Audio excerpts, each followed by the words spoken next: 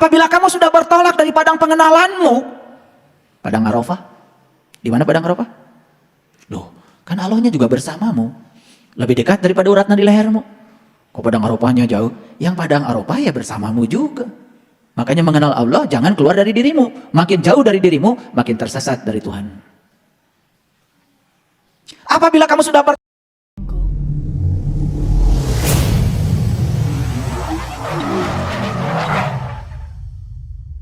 melebar.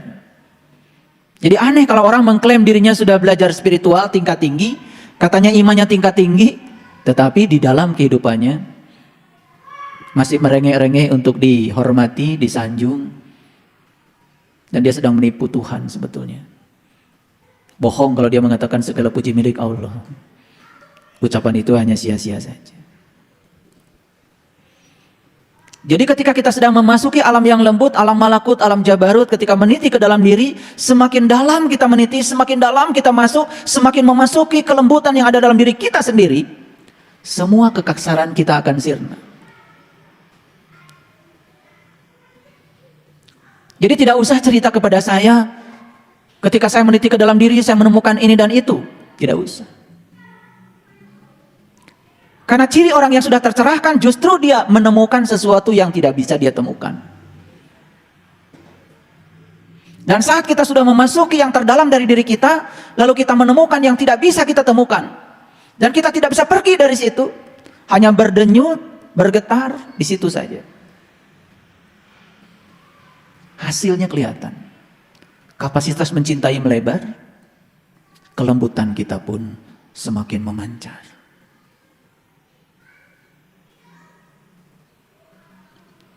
Jadi sesekali kita harus mengukur.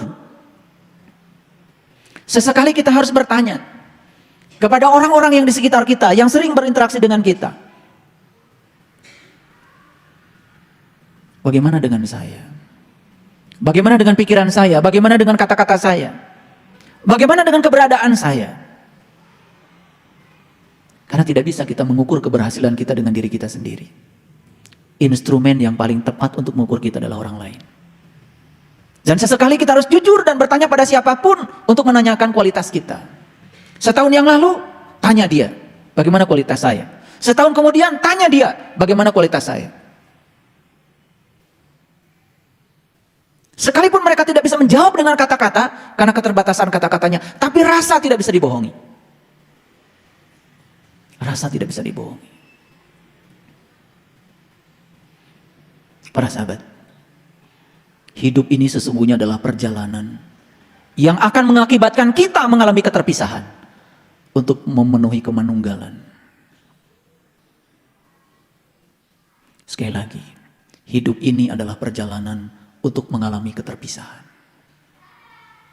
Karena lewat keterpisahan itulah kita akan bisa menunggal. Kemanunggalan tidak akan terjadi dengan sesuatu kalau kita belum bisa berpisah dengan sesuatu. Jadi aneh. Kita ingin pulang kepada Allah, ingin bertauhid bersama Allah, ingin menyatu dengan Allah, ingin menunggal kepada Allah. Tetapi yang kita lakukan setiap saat adalah membangun kemelekatan dengan yang selainnya. Tetapi semesta punya mekanisme sendiri untuk memaksa kita. Untuk memaksa kita agar mengalami keterpisahan itu. Dan itu cinta kasihnya Allah. Tapi kita sering kerap kali tidak siap saat dipisahkan dengan sesuatu selain Allah, dan kita menganggap itu adalah musibah. Terus saja setiap saat kita membuat judul-judul baru. Begitu ada yang tidak kita suka terjadi pada diri kita, diberi judul musibah.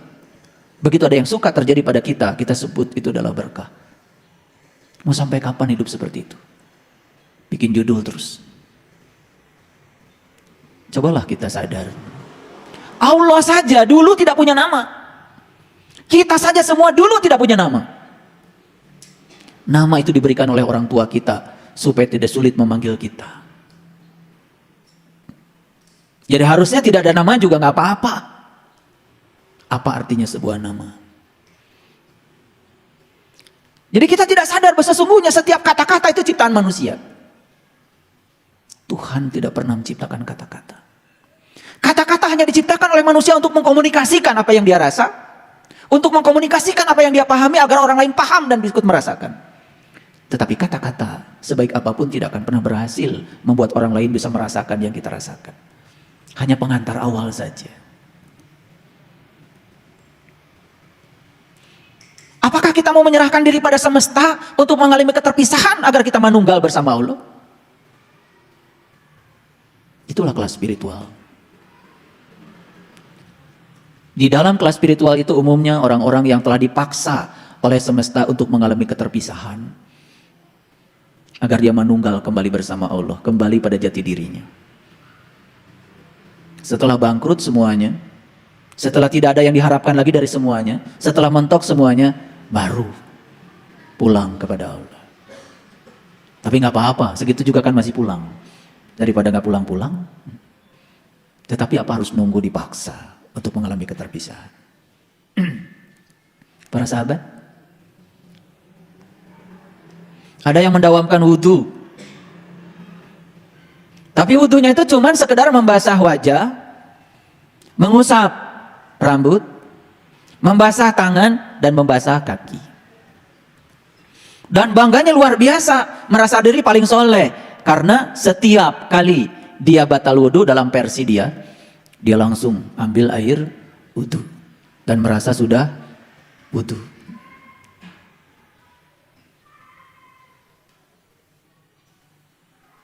Padahal wudhu dengan sholat itu, kalau kita lihat etimologi bahasanya sangat sederhana. Wudhu itu artinya berpisah. Sholat itu artinya bersatu.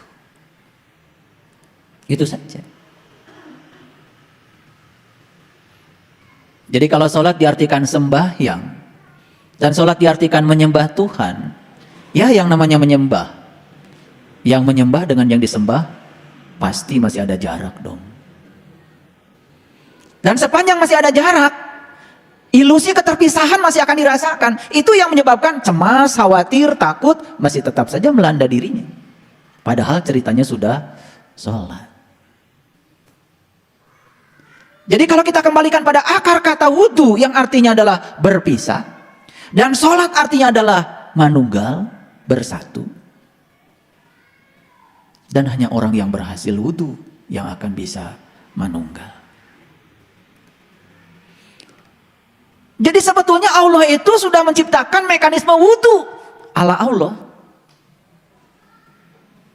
Yang hartanya banyak membuat dia jadi sombong dan melekat pada hartanya, diwudukan oleh Allah. Diambil. Ya tangannya banyak. Begitu diambil oleh Allah, kita kasih judul. Judulnya bangkrut. Dari mana judul itu? Ya dari kamu, kata Allah. Sebetulnya cinta kasih Allah tadinya diwudukan kita, dipisahkan kemelekatannya, karena Allah tuh rindu supaya kamu pulang.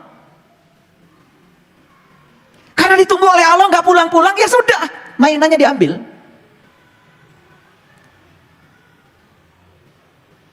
Sebelum ini nih ada yang datang sama saya.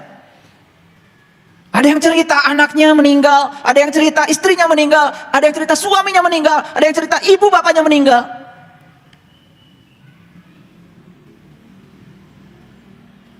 Dan saya biarkan bercerita. Tapi saya hanya melihat ada substansi kepedihan, emosi yang sedang dia bangun dalam dirinya, menjadi tubuh baru dia. Masih terlihat di situ ada ketidakrelaan, karena semua merasa miliknya. Lebih aneh lagi, merasa kehilangan sesuatu yang sesungguhnya bukan miliknya. Tapi karena tidak sadar, ya seperti itu.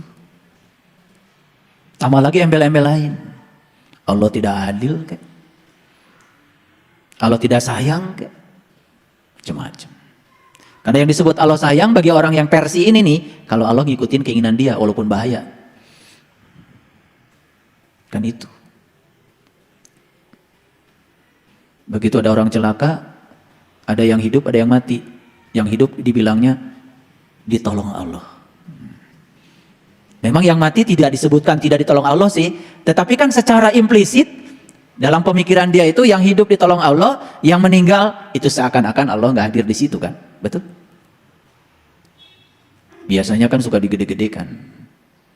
Begitu ada musola kecil, tidak kelewati banjir, langsung digede-gedekan. Tuh lihat musola. ditolong Allah. Karena sampai hari ini banjir gede, gak bisa nyentuh tuh musola itu. Ya memang musolanya di tempat tinggi. Bahkan pelajaran sains yang diajarkan sejak kecil dinegasikan semua, dibutakan semua demi untuk memenuhi selera. Karena dia sedang terjebak dualitas. Yang kebanjiran tidak ditolong Allah, yang tidak kebanjiran ditolong Allah. Kan kita juga suka begitu kalau ngomong, betul nggak? Alhamdulillah Allah sayang sama saya. Orang lain mau pada kena Omikron, saya enggak. Jadi seakan-akan kita sedang mengatakan orang yang kena Omikron Allah nggak hadir di sana. Pertanyaannya, adakah di semesta ini satu peristiwa yang tidak hadir beliau di sana? Itu yang namanya syirik. Itu yang namanya dosa tak terampunkan sebetulnya. Bukan menyembah patung.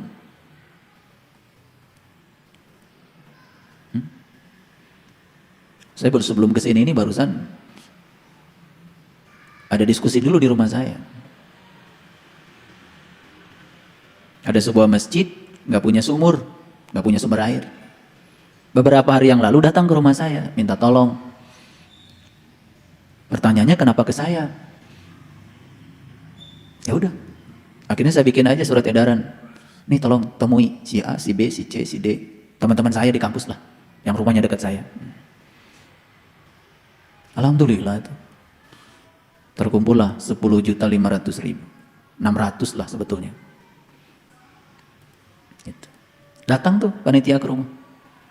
Alhamdulillah Pak, udah terkumpul 10.500.000. Saya tanya, cukup nih buat bikin sumur? Kurang Pak, kurang berapa? Kurang 1 juta. Oke. Bikin aja dulu sumurnya, ntar kurangnya gampang. Yang penting udah jalan. Di sini tuh ya, kalau ada orang bohong itu, mohon maaf saya bukan dukun sakti. Tapi kalau ada orang bohong tuh di sini tuh, makin kita sering mendengarkan suara kebenaran dari dalam, itu ada yang ngasih tahu itu, bohong katanya, bohong katanya. Tapi saya kan nggak bisa bicara nuduh-nuduh orang seenaknya. Ya udah, tadi pagi sebelum vaksin itu, saya mampir dulu ke situ. Ada yang dorong, mampir tanya gitu loh. Aduh, tersiksa di sini tuh. Karena saya nggak mau sebetulnya tahu kebohongan orang. Biar karena itu kan urusan dia dengan dirinya sendiri. Ngapain saya mesti tahu gitu. Gitu saya tanya, berapa bikin sumur? 8 juta Pak. Bentar. 8 juta tuh ongkosnya aja. Atos ada yang nang? Yang naon? Atos. Dengan pompanya. Dengan paralonnya. Ya udah. Bener nih, cukup segitu. Atos Pak, cukup. Kantonan dia mau ke masjid nih. Jadi kejujuran ada sih pada tukang gali ini. Daripada yang peci-peci tadi yang datang. Kan saya nggak boleh kesel. Tapi saya prihatin di sini. Azannya luar biasa dia kalau azan. Suaranya melengking. Ngajinya keren. Nyembah Tuhannya rajin. Tepat waktu. Tapi Tuhan yang dia sembah setiap satu dia bohongi oleh dia sendiri. Betul? Ini fakta. Jadi kesadaran lagi-lagi tidak muncul di situ. Ulangi lagi. Apa sholat tadi? Menyatu. Wudu berpisah. Jadi wudu secara syar'i ya memang yang pakai air setiap waktu sholat. Saya tidak anti itu, saya juga masih wudu kok. Kalau gak wudu ya wajah saya tidak akan seperti ini. Tapi wudu yang sebenarnya itu sebetulnya adalah memisahkan segala kemelekatan kita, memisahkan segala ikatan bonding kita. Karena kita tidak akan pernah bisa mencapai alam-alam yang tinggi, menyatu dengan kesadaran puncak kita yang namanya Sidra Al-Muntaha sepanjang kita belum wudunya sempurna. Jadi tidak usah diwudukan oleh Allah, dipaksa harus berpisah dengan segala kemelekatan kita. Sudahlah, lepaskan aja. Kambing yang nurut, setelah diikat nurut, itu nggak sakit kan lehernya kalau ngikut si pemilik kambingnya. Yang nggak nurut kan dipaksa, betul nggak? Makanya saya baru tahu kenapa leluhur kita dulu di pesantren para ulama pakai sorban. Saya pernah tanya itu, ya, seorang ulama yang saya percaya keilmuannya. Kenapa saya bilang, Pak Yai, jarang pakai sorban? Yang lain tuh kan gaya tuh kalau pakai sorban.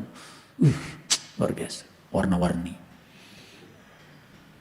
Dia bilang, saya pakai sorban kalau saya nggak nurut sama Allah, katanya. Saya ikat kepala saya tuntun oleh saya sendiri. Oh, itu fungsinya sorban gitu. Jadi sorban itu buat ngikat kepala kita saat kita nggak nurut sama Allah, sebetulnya.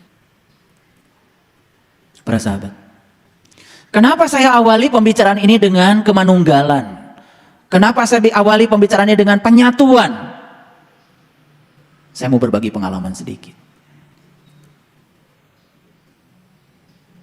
Karena begitu kita mengalami penyatuan, kemanunggalan dengan pemilik semesta raya ini, kita ini akan berubah menjadi alam semesta itu sendiri. Paham? Begitu tetes air ini sudah mengalir dan sampai di samudra, di laut, dia bukan tetes lagi. Dia menjadi samudra itu sendiri. Kalau masih cerita keluhan, kesusahan, kekhawatiran, tidak siap dengan segala kontradiksi,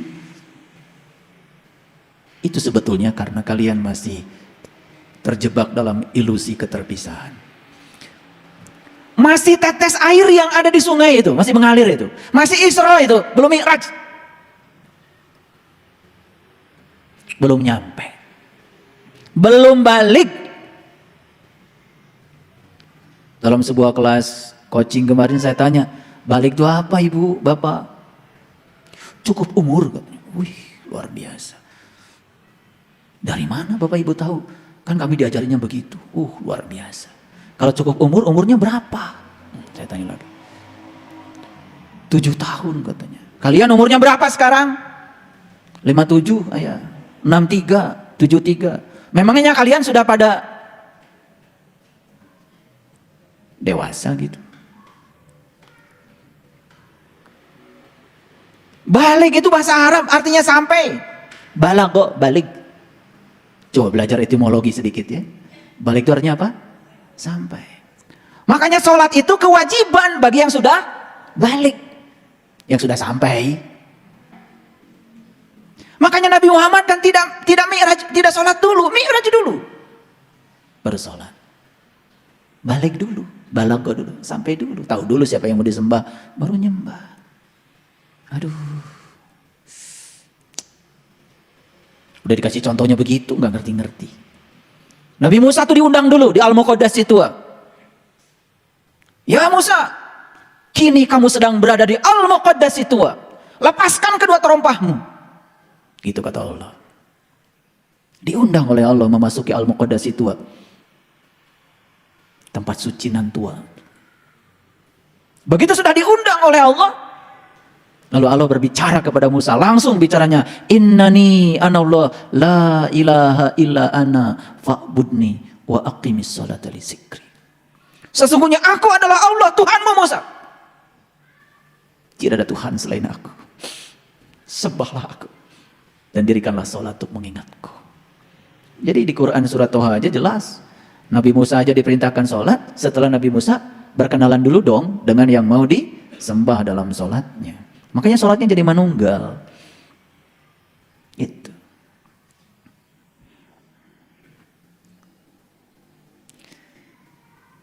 Apa pesan saya? Pesan saya yang pertama, sadari bahwa di dalam kolbu itu ada lilin yang bisa kita nyalakan. Gitu. Percaya apa tidak? Dalam kolbu kalian itu ada lilin yang harus kalian nyalakan. Kapan? Sekarang. Di sini.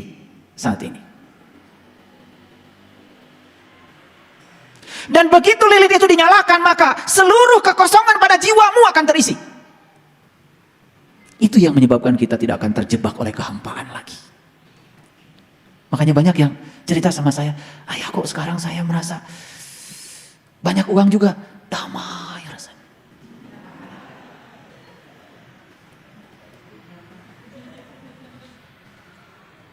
Iya, saya bilang, dulu kamu banyak uang juga, cuman mengalami kehampaan. Karena jiwamu saat itu kosong. Ada lilin di kolbumu, tapi kamu saat itu belum tahu cara menyalakannya. Sekarang kamu sudah tahu cara menyalakannya. Karena kamu sudah ketemu dengan minyak dari pohon zaitun yang diberkahi. Yang bukan dari timur, bukan dari barat. Yang minyaknya sudah bercahaya walaupun tidak disentuh api. Dan kamu sudah tahu cara untuk menyalakannya. Begitu menyala, cahaya menyinari seluruh kegelapan dalam ruang batinmu. Dan seluruh kehampaan akan ditiadakan dengan cahaya yang menyala itu. Itu sebabnya para sahabat. Cinta itu bisa mengubah kekerasan menjadi kelembutan. Cinta itu bisa mengubah orang-orang yang tidak punya pendirian jadi teguh pendirian. Cinta itu bisa mengubah seorang pengecut menjadi seorang pemberani. Cinta itu bisa mengubah penderitaan menjadi kebahagiaan. Cinta itu bisa mengubah ruang sempit menjadi luas. Makanya bagi seorang pecinta, duri saja bisa menjadi mawar. Bagi seorang pecinta, cuka yang asam pun bisa menjadi anggur yang segar. Begitu kata Rumi. Ini Rumi sedang cerita pengalaman pribadinya. Makanya kata-kata beliau itu kan dalam Masnawi itu sangat luar biasa. Makanya kata-kata Rumi tidak akan bisa dipahami oleh orang biasa, ya. Apalagi yang belajar puisi gitu, kemudian baca Masnawinya Rumi, nggak akan ngerti. Karena di situ ada pengalaman yang harus dialami. Begitu kita bisa menemukan rumah Tuhan pada diri kita. Begitu kita sudah menemukan rumah Tuhan yang ada dalam diri kita. Begitu kita sudah bisa membukanya, begitu kita sudah bisa berkunjung ke dalamnya, apa yang akan terjadi? Maka kita akan menemukan bahwa kalbu kita itu jauh lebih megah daripada singgasana Dia. Karena kalbu itu adalah singgasananya itu sendiri. Itulah aras tuh di situ. Ya. Cerita aras, tapi selama ini nggak ngerti aras tuh selalu aja di sana, jauh banget. Coba lihat saya semua. Ingat sama orang tua sekarang? Ingat apa tidak? Ingat. Di mana ingat sama orang tua? Di sini? Di sini? Atau di sini? Karena perutnya gede. Mengingat itu kan di sini. Di mana mengingat? Di sini. Kerasa itu di sini. Jelas bukan di sini. Bukan di sini juga, bukan di dada kiri, bukan. Mengingat itu di sini. Quran mengatakan tempat kamu mengingat, itulah yang disebut dengan Masy'aril Haram. Aras yang suci. Ingat apa saja? Apalagi tempat mengingat Allah. Fa'iza afattum min Arafah fazkurullah. Gitu. Indal Masy'aril Haram. Apabila kamu telah bertolak dari padang pengenalan, ingatlah Allah. Indal Masy'aril Haram, di aras yang suci. Jadi apa kalau gitu aras? Aras adalah tempat mengingat Allah. Jawab dekat. Ulangi. Ini bahasa Quran loh, bukan bahasa tafsir, bahasa Quran. Fa iza afattum min Arafah fazkurullah indal Masy'aril Haram. Wazkuruhu kama hadakum wa in kuntum min qablihi laminad dhalin. Apabila kamu sudah bertolak dari padang pengenalanmu, padang Arafah. Di mana padang Arafah? Loh, kan Allahnya juga bersamamu. Lebih dekat daripada uratnya di lehermu. Kok padang Arafahnya jauh? Yang padang Arafah ya bersamamu juga. Makanya mengenal Allah jangan keluar dari dirimu. Makin jauh dari dirimu, makin tersesat dari Tuhan. Apabila kamu sudah bertolak dari padang pengenalanmu, sudah kenal pada Dia, sudah jumpa dengan Dia, apa berikutnya? Fazkurullah, ingatlah Dia. Indal Masy'aril Haram, mengingatnya di aras yang suci. Selama ini tidak diterjemahkan Masy'aril Haram, Masy'aril Haram saja. Para sahabat, singa itu kelihatan tampan pada saat dia sedang memburu buruannya. Betul nggak? Coba kalau singa lagi memburu buruannya, gagah banget singa. Lari itu. Personal genius zone-nya itu kelihatan. PGZ-nya itu kelihatan. Ya. Kenapa? Karena memang dia itu kalau sedang berburu, senang. Pernah nanya gak singa lagi berburu? Saya pernah nanya, senang tuh. Karena Karena memang dia itu memang takdirnya buat berburu. Makanya saat dia menemukan buruan, dia lari kencang, luar biasa, senang. Karena memang jeniusnya singa itu ketika berburu. Jeniusnya ikan itu ketika sedang berenang loh. Jeniusnya monyet itu ketika sedang memanjat. Makanya semua makhluk di semesta ini sebenarnya jenius. Cuma ini salah didik. Ikan sudah jeniusnya berenang, disuruh memanjat, ya idiot. Nah itulah sebetulnya problem orang tua umumnya di Indonesia hari ini. Ya, makanya izinkan hari ini saya mau berbicara sedikit tentang itu. Pada punya anak semuanya? Oke, yang punya. Yang belum ntar juga punya. Ada satu riset yang menyatakan bahwa DNA orang tua dengan DNA anak itu walaupun ada kemiripan tapi tetap tidak sejalan. Jadi artinya cara orang tua itu mendidik anak itu tergantung sudut pandang orang tua terhadap anak.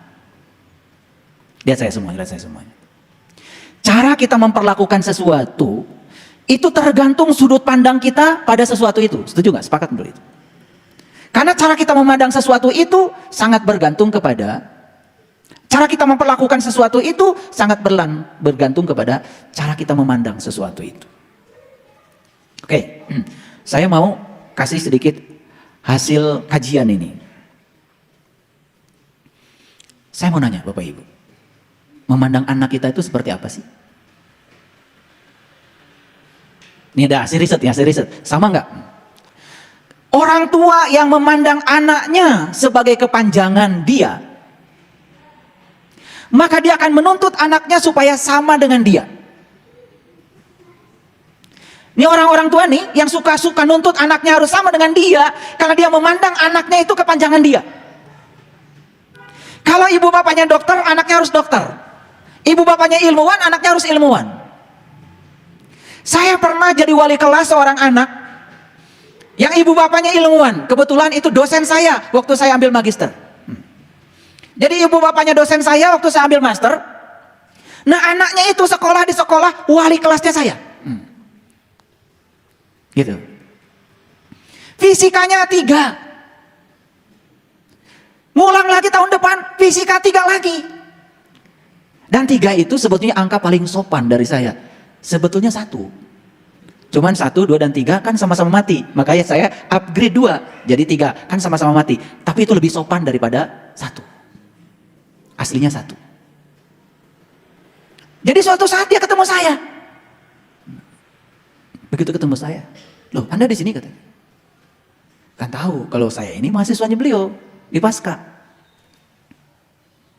Iya Pak, saya kan wali kelasnya anak Bapak. Gitu. Dan anak Bapak ini 2 tahun Pak, gak naik kelas. Jadi anaknya ini dipaksa harus belajar fisika, matematika, padahal keahliannya seni.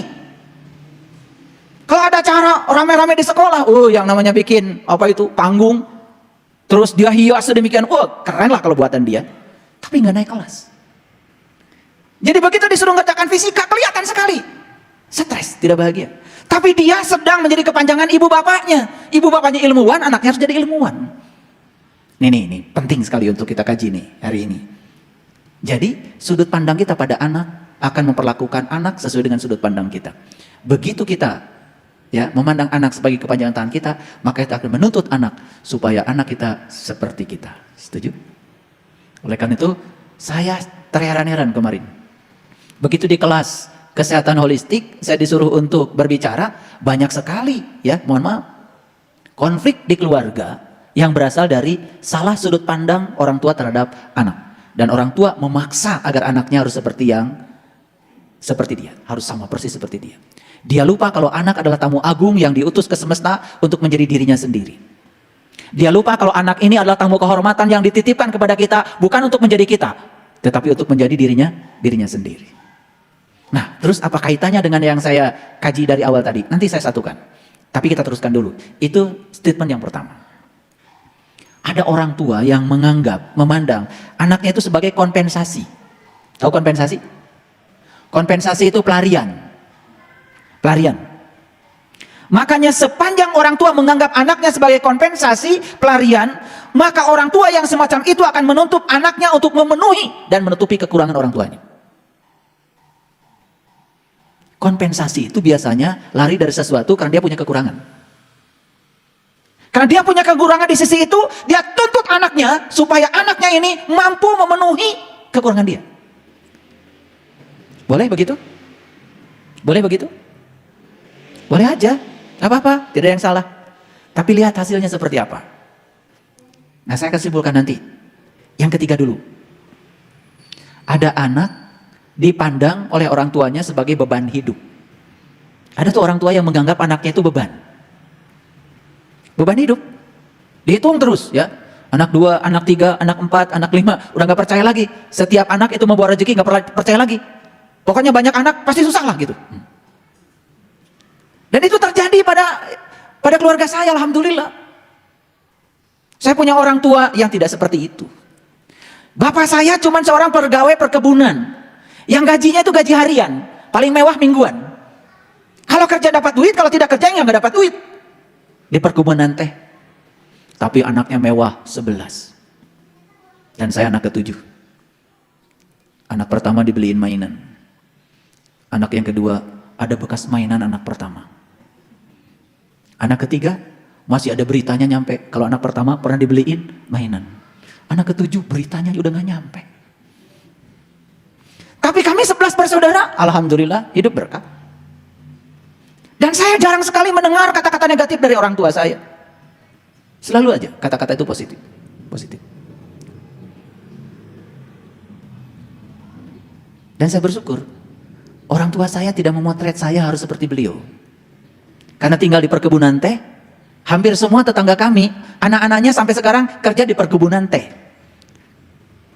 Ya begitu dewasa, ya sudah anaknya diajak untuk bekerja di situ. Nah itu namanya anak kepanjangan tangan orang tuanya. Dan orang tua saya tidak begitu, tidak seperti itu. Kami diberi kebebasan untuk memilih. Orang tua saya tidak sekolah. Dan saya begitu bicara sekolah, mendukung walaupun tidak ngasih duit. Nggak ada duitnya. Ya kalau mau sekolah, ya sekolah aja gitu. Semudah itu bicaranya. Kalau kamu mau sekolah, ya sekolah aja. Kalau mau makan, ya makan aja. Itu orang tua saya. Jadi kalau mau makan, ya makan aja. Gimana caranya? Ya sudah. Ya. Saya punya kail satu aja itu udah selalu disimpan rapi itu, jangan sampai hilang. Karena itu kan buat saya ngambil ikan belut, saya ngambil ikan lele. Itu. Kalau mau makan, ya makan aja. Tapi semua itu telah mengajarkan kami menjadi mandiri. Karena beliau tidak pernah intervensi. Jadi walaupun sekarang sedang rame-ramenya dibicarakan tentang bagaimana proses orang tua mendidik anak, orang tua saya belum baca hasil riset seperti itu, tapi sudah memperlakukan kami modern. Karena beliau tidak pernah turut campur. Dan saya mungkin tidak ada di sini hari ini kalau orang tua saya menganggap saya kepanjangan tangannya. Mungkin saya ada di perkebunan teh, saya jadi tukang itu aja, ngurus teh di perkebunan. Ngerti maksud saya? Jadi ada perbedaan jalur sebetulnya di DNA itu. Sekalipun ada kemiripan, tapi DNA orang tua dengan anak, itu ada perbedaan jalur. Oleh karena itu, hormati anak kita sebagai tamu agung yang datang ke semesta direncanakan Tuhan, bukan direncanakan oleh Bapak Ibu. Kenapa? Kalau semua orang tua salah memandang anak, semesta ini gelap Bapak Ibu. Percayalah. Kalau anak ini bawa ke semesta membawa potensi, dan potensi itu harus menjadi dirinya sendiri, dan potensi itu diganggu, diintervensi oleh orang tuanya tidak berkembang, bukankah itu yang menimbulkan konflik? Mari kita lihat nanti lebih jauh lagi. Konflik yang terjadi di rumah gara-gara orang tua menganggap anak sebagai bawahannya, menganggap anak itu sebagai dikendali otoritasnya. Ini karena tidak ada kebijaksanaan di situ. Dan kenapa saya bicara ini? Karena ini implikasinya sangat luas untuk spiritual. Coba, mohon maaf. Anak dari kecil sudah dijejali di otaknya kebencian-kebencian pada orang lain yang berbeda keyakinan dengan dirinya. Besarnya jadi apa? Dia ketika besar akan menganggap semua orang yang berbeda dengan dirinya itu salah. Mending kalau cuma sampai di situ, dia akan menyerang orang lain yang dia anggap salah karena dia yang paling benar. Lebih jauh lagi dia akan menghalalkan darah orang lain karena dia anggap yang di luar dirinya itu salah. Bukankah kita membuat kotak kecil yang membuat anak kita menjadi sangat berbahaya, bukan? Ngerti maksud saya? Ini penting nih, makanya saya bicara agak-agak dalam nih, agak-agak luas nih. Saya tidak banyak bicara ayat-ayat Al-Quran, tapi saya ingin berbicara tentang konsep pendidikan secara umum. Makanya Menteri Pendidikan yang sekarang berpikirnya sangat luar biasa menurut saya. Dibuatlah konsep sekarang, kampus merdeka, merdeka belajar. Ada anak mengambil mata kuliah kewirausahaan sama saya. Saya tawarkan sama mereka, Anda tidak mesti kuliah sama saya. Anda magang saja di sebuah perusahaan dan besok-besok saya lihat Anda sudah punya penghasilan, saya kasih A, nggak usah kuliah. Nggak akan ada ujian dari saya. Apa kewirausahaan itu? Itu sudah lapuk. Saya tidak ngasih hafalkan buku ini, hafalkan teori ini. Nggak peduli. Pokoknya besok kamu tunjukkan pada saya, kamu sudah punya usaha. Penghasilan kamu berapa, kamu sudah bantu orang tua, bantu adikmu. Nah, itulah A dari saya. Makanya saya bilang, kalau kamu cari nilai, bilang dari sekarang. Saya kasih tahu mahasiswa, kalau butuh nilai, bilang sekarang. Saya kasih A semua, tinggal nulis A, gampang kok. Tapi kalau kamu ingin ilmu, ingin pengalaman dari saya, tunggu, ada prosesnya. Jadi sistem pendidikan sekarang, sudah tidak penting lagi nanya-nanya hafalan buat apa. Tulis Quran, surat anu, ayat berapa, buat apa? HP aja udah hafal. Guru agama masih kayak gitu, buat apa? Sekarang itu semesta tidak butuh para penghafal, semesta butuh para analisis, para evaluator, para sintesa, orang yang bisa mencipta. Dan kita diutus ke dunia ini buat ngurusi dunia, para sahabat. Supaya benar ngurusi dunianya, dibekali nilai-nilai ketuhanan di ruh kita. Makanya ditiupkan ruh ke dalam diri kita. Di situ ada sifat-sifat Allah, Ar-Rahman, Ar-Rahim, Al-Malik, Al-Qudus, As-Salam, sampai As-Sabur. Pakai sifat itu ketika kau mengerjakan urusan dunia. Dunianya pasti keren deh, baliknya pasti ke akhirat. Pasti mau inna lillahi wa inna ilaihi raji'un. Itu orang soleh. Orang soleh itu yang mencipta. Naik pesawat, mau pergi umroh, merasa paling soleh. Saya tanya, ini yang bikin pesawat ini Amerika. Gak pernah umroh. Gimana menurut Anda? Kafir, Pak. Menegasikan ya peran orang lain yang jelas bermanfaat karena ada yang salah sudut pandang pada dirinya. Betul nggak? Kalian suka begitu. Kasihan tuh teman saya nggak pernah ngaji ayah. Kenapa? Ngurusi dunia terus. Kalau ngomong sama saya, emang tugas dia ngurusi dunia kok. Kamu aja ngurusi pengajian terus. Yang ngaji bagus, yang nggak ngaji juga bagus. Giliran kamu bisa ngaji, alhamdulillah. Giliran nggak bisa ngaji, nggak apa-apa. Kan yang tergantung pada niatnya, betul nggak? Nggak ada urusan dunia. Semua urusan bisa jadi akhirat kalau niatnya buat kemaslahatan umat. Paham maksud saya? Memangnya ada vaksin gitu? Kalau semua kita seperti ini? Karena ada orang yang kerjanya terus aja menyerang pemerintah. Tidak suka vaksin, nggak boleh vaksin. Terbuat dari ini, dari itu. Sekolah juga kagak. Ikut riset juga enggak. Betul nggak? Iya. Tapi suatu saat ya, ketika dia sudah sakit lagi, antri juga tuh dia. Kita harus berterima kasih itu kepada ilmuwan. Itulah orang soleh kalau menurut saya. Diciptakanlah vaksin. Setelah diciptakan vaksin, sekalipun kita kena virus, kita tidak akan terlalu down. Betul nggak? Iya. Saya kan pernah kena virus corona setelah vaksin yang kedua. Tapi cuma 1 minggu demamnya. Dan sekarang saya masih hidup. Ya salah satunya marga lantarannya mungkin karena saya sudah vaksin. Kalau saya belum vaksin mungkin daya tahan tubuh saya tidak seperti itu. Ini maksud saya. Coba belajar mengembangkan pikiran positif lah. Positif ya. Oke. Ada nggak di antara kita yang memandang anak sebagai kepanjangan tangan kita? Ada? Ada apa banyak? Gak apa-apa lah yang sudah-sudah mah. Setidak-tidaknya nih dari cucu ke sini masih bisa diselamatkan. Yang kedua, ada nggak yang memandang anak itu sebagai kompensasi? Ada? Yang ketiga, ada nggak yang memandang anak sebagai beban hidup? Begitu kita memandang anak kita beban hidup kita, maka dia akan menjadi beban bagi kehidupan kita. Sekarang, ada nggak yang memandang anak sebagai penolong kita? Ada? Begitu kita memandang anak kita sebagai penolong kita akan tuntut anak kita suatu saat akan menjadi penolong kita dan kita akan menjadi bergantung pada anak kita. Kita harus taubat nih. Bukan minta ampun, kembali ke titik awal. tobat minta ampun, salah lagi ngaji. Tobat itu artinya balik, ya, minta ampun. Kalau mau nangis-nangisan sama Allah, silakan, itu bukan tobat, itu namanya minta ampun. Minta ampun tidak identik dengan tobat. Belum tentu orang minta ampun itu sudah tobat. Kalau belum balik ke titik dasarnya, ke jati dirinya, menurut saya belum tobat. Walaupun tiap hari minta ampun. Ini masalah nih. Tobat sama minta ampun aja dianggap identik. Ya, ya Allah, mohon ampun saya. Ah, itu minta ampun, itu bukan tobat. Tobat itu kembali ke jati dirimu yang sebenarnya. Kembali kepada dasarmu yang sebenarnya. Kembali pada ruhku yang ditiupkan Allah ke dalam dirimu. Kembali pada jati dirimu. Itu namanya tobat. Belum tentu orang yang minta ampun itu sudah tobat. Nah, jadi kalau begitu, sudut pandang apa yang keren buat anak?